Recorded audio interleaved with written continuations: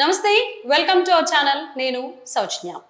YCP నుంచి కడప ఎంపీగా పోటీ చేసినటువంటి అవినాష్ రెడ్డి క్రాస్ ఓటింగ్ కి పాల్పడ్డారు, అనైతిక ఒప్పందాన్ని చేసుకున్నారు అన్నట్టుగా వార్తలు వినిపిస్తున్నాయి. ఆయన తండ్రి భాస్కర్ రెడ్డి అయితే ఈ అనైతిక ఒప్పందానికి ఖచ్చితంగా చేసుకో అన్నట్టు, ఈవెన్ జగన్మోహన్ రెడ్డి ఓడిపోయినా పర్వాలేదు అన్నట్లుగా మన కథనాలు వినిపిస్తోంది.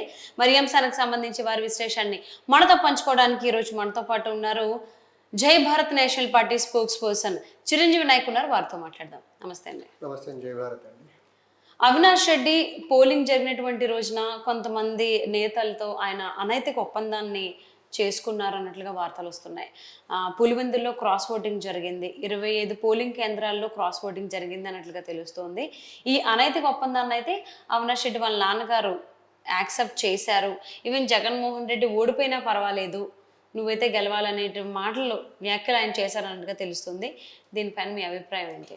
అంటే ఒకటండి, ఈ ఆర్టికల్ సారాంశం చూస్తే అది షర్మిల గారు అక్కడ కడప ఎంపీగా కంటెస్ట్ చేస్తున్నారు. అండ్ మెజారిటీ ఆ పార్లమెంట్ సెగ్మెంట్లో ఇప్పుడు రాజశేఖర్ రెడ్డి గారి ఫాలోవర్స్ ఎవరైతే ఉన్నారో, సో ఒక ఎథికల్ డైలమాలో పడి రాజశేఖర రెడ్డి గారి కొడుకుని కూతురుని గెలిపించాలి, కొడుకు ఎమ్మెల్యేగా కొడుకుని ఎంపీగా కూతురుని గెలిపించాలని ఒక కంక్లూషన్కి వచ్చిన తర్వాత ఇలా అయితే నేను ఓడిపోతాను కదా అనే ఒక ఉద్దేశంతో ఎలాగో వైఎస్ఆర్ సింపథైజర్స్ ఎలాగో మాకు సపోర్ట్ చేయరు కాబట్టి ఈ రకంగా టీడీపీ అభ్యర్థి ఉన్నాడు బీటెక్ గారు. సో ఆయనతో సంప్రదింపులు జరిగితే కనీసం టీడీపీ ఓట్లు కొంచెం క్రాస్ ఓటింగ్ వేయించుకొని బయటపడాలని ఒక ప్రయత్నం చేశారని ఈ ఆర్టికల్ చెప్తా ఉంది.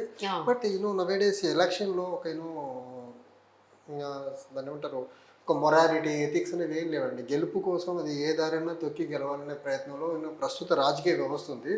సో కరడగట్టిన ఫ్యాక్షన్ బ్యాక్డ్రాప్ ఉన్న కడప జిల్లా తర్వాత అవినాష్ రెడ్డి గారు వివేకానంద రెడ్డి గారి హత్య కేసులో ఆల్రెడీ అక్యూజ్డ్గా ఫేస్ చేస్తున్నారు కాబట్టి ఖచ్చితంగా మళ్ళీ ఎంపీ పదవి అనేది నా చేతిలో లేకుండా పోతే నేను మళ్ళీ ఆ కేసులో ఇరుక్కొని ఇబ్బందులు పాలవుతానని ఒక టెన్స్ సిచ్యువేషన్ అయితే ఖచ్చితంగా ఆయన గురై అంటారు. ఎట్టి పరిస్థితుల్లో షర్మిల గారి మీద గెలవాలని షర్మిల గారు కూడా వాళ్ళ బాబాయ్ హత్య కేసుని చాలా సీరియస్గా తీసుకుని చాలా ఫ్రంటల్ అటాక్ చేశారు. సో ఈ క్రమంలో ఆ షర్మిల గారు గెలిచి ఇతను ఓడిపోతే రాజకీయంగా చాలా ఇబ్బందులు ఉంటాయి, అండ్ అరెస్ట్ అయ్యేదానికి కూడా ఆస్కారం ఉంటుందని ఒక భయానక సిచ్యువేషన్లో మేబీ షర్మిల గారి వల్ల పొలిటికల్గా ఇబ్బంది అవుతుంది ఓడిపోతే అని ఒక కంక్లూషన్కి వచ్చిన తర్వాత మేబీ ఆ ప్రయత్నాన్ని చేసి ఉంటారు.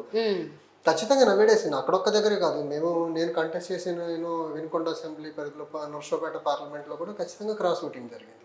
సో ఎక్కడెక్కడ జరిగింది, ఎలా జరిగిందంటే ఇక్కడ టూ మెనీ థింగ్స్ వచ్చేస్తున్నాయి క్రాస్ ఓటింగ్కి. ఒక ఎంపీ మీద సాఫ్ట్ ఇమేజ్ ఉంది, అక్కడ నుంచి కంటెస్ట్ చేసిన టీడీపీ ఎంపీ అభ్యర్థి ఎవరైతే రామకృష్ణదేవరాయలు గారు ఆయన మీద ఒక సాఫ్ట్ ఇమేజ్ ఉంది.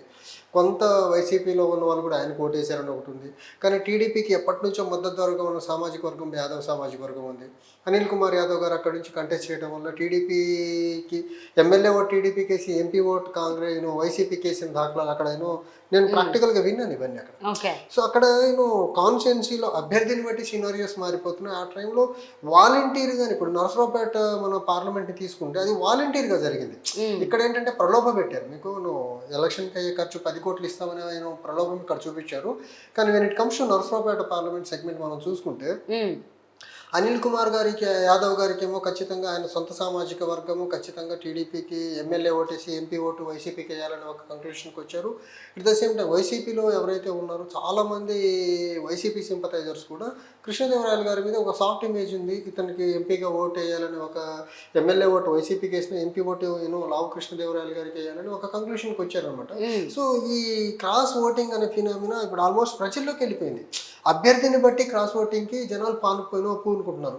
ఇక్కడ కడపలో కూడా ఏం జరిగి ఉంటుంది, జగన్మోహన్ రెడ్డి గారికి ఎమ్మెల్యే ఓటు వేసేద్దాం వైసీపీకి, అదే కుటుంబం నుంచి సొంత చెల్లి కాబట్టి జగన్మోహన్ రెడ్డికి ఆ భయంలో టీడీపీ వాళ్ళు అప్రోచ్ అయ్యేదానికి ఆస్కారం ఉండి. ఓకే, సో అంటే మిగిలిన చోట్ల కూడా జరిగింది అన్నారు క్రాస్ ఓటింగ్ అనేది. మిగిలిన చోట్ల జరిగిన దానికంటే పులివెందులో క్రాస్ ఓటింగ్ జరిగింది, దానికి కారణం వెనకుండా నడిపిందంతా కూడా అవినాష్ రెడ్డి అనేటువంటి టాక్కి సంబంధించి కనుక మనం మాట్లాడుకున్నట్లయితే, సో ఇక్కడ ఖచ్చితంగా అందరూ కూడా ఈ కొంతమంది టీడీపీ నేతలు కావచ్చు, అక్కడ ఉన్నటువంటి ప్రజలు కావచ్చు, అవినాష్ రెడ్డి మాట్లాడిన దానికి ఏకీభవించి, అంటే ఒక నిందితుడిగా, అంటే ఒక ముఖ్యమంత్రి బాబాయిని హత్య చేసిన దాంట్లో అక్యూజ్డ్ 8 అనుకుంటా ఆయన నెంబరు. సో అలా ఉన్నటువంటి వ్యక్తి ఎంపీగా పోటీ చేసినప్పుడు ప్రజలు దాన్ని యాక్సెప్ట్ చేసి ఓటేసేటువంటి అవకాశం ఉందా? ఎంత ఒప్పందాలు చేసుకుంటారు?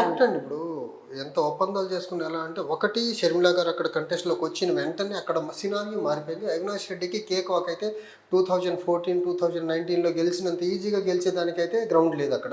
ఖచ్చితంగా చాలా హార్డ్ వర్క్ చేయాల్సిన పరిస్థితి అయితే ఉత్పన్నమైంది. అండ్ షర్మిల గారు కూడా ఒకనొక స్టేజ్లో ఒక స్టేట్మెంట్ ఏమని ఇచ్చారంటే, జగనన్న గారు ఇచ్చిన డబ్బు చెల్లి కోసమే ఇచ్చారు, ఎమ్మెల్యే ఓటు జగన్కి వేసుకోండి, ఎంపీ ఓటు నాకు వేయండి అనేసి ఓపెన్గానే ఆవిడ అపీల్ చేశారు ఓటర్స్కి.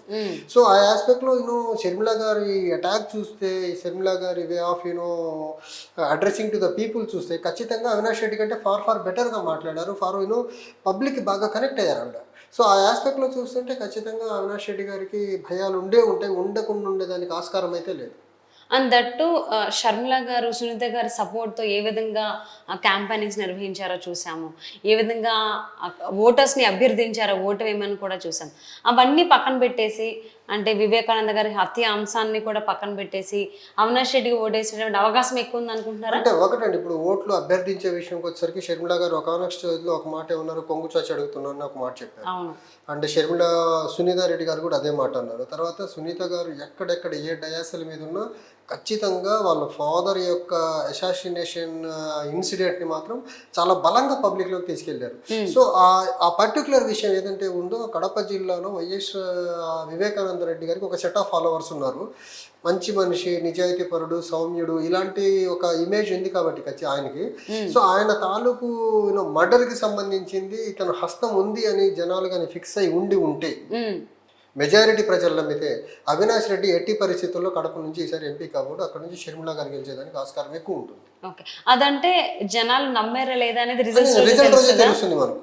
రిజల్ట్ రోజే తెలుస్తుంది. ఎందుకంటే ఒక్కసారి వివేకానంద రెడ్డి గారి ఫాలోవర్స్ బలంగా ఇతను చేయించాడని బలంగా విశ్వసించి, అంటే జగన్మోహన్ రెడ్డి కూడా చాలా సార్లు అన్నారు సభల్లో, బాబాయిని చంపింది ఎవరు అనేది బాబాయికి తెలుసు, ఆ దేవుడికి తెలుసు, కడప ప్రజలకు తెలుసు అని.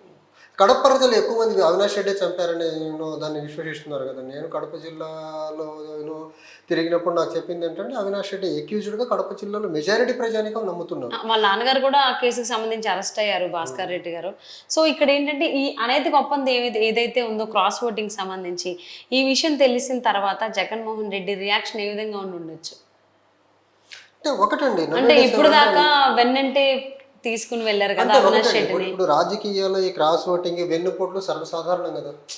జగన్మోహన్ రెడ్డి గారిని చూడండి, వాళ్ళకి అంత ఎలివేషన్ ఇచ్చిన కాంగ్రెస్ పార్టీని డిచ్చేసి బయటకు వచ్చారు కదా. సో అది క్వైట్ కామన్ అండి. ఇక రాజకీయాల్లో ఈ రోజుల్లో ఎథిక్స్, మొరాలిటీ లేకపోతే లాయల్టీ అనేది ఎక్కడ లేదు.